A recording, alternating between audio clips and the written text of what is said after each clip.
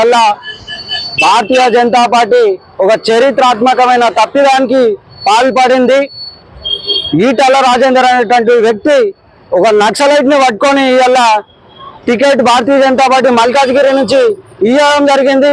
ఆయన కమ్యూనిస్టు భావాలు ఉన్నటువంటి వ్యక్తి ఇవాళ భారతీయ జనతా పార్టీ ఎట్లా కౌగిలించుకుందని చెప్పి సూటిగా రాష్ట్ర ప్రభుత్వాన్ని, రాష్ట్ర నాయకత్వాన్ని, కేంద్ర నాయకత్వాన్ని ప్రశ్నిస్తా ఉన్నాం.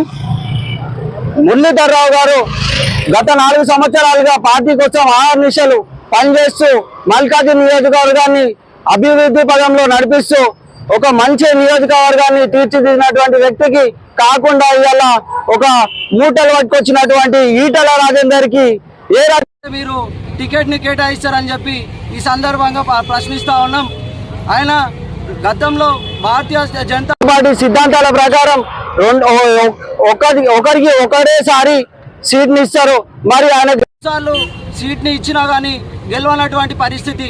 ఇలా మళ్ళా ఎట్లా ఆయనను మల్కాజ్గిరిలో నిలబెడతారని చెప్పి అడుగుతా ఉన్నాం.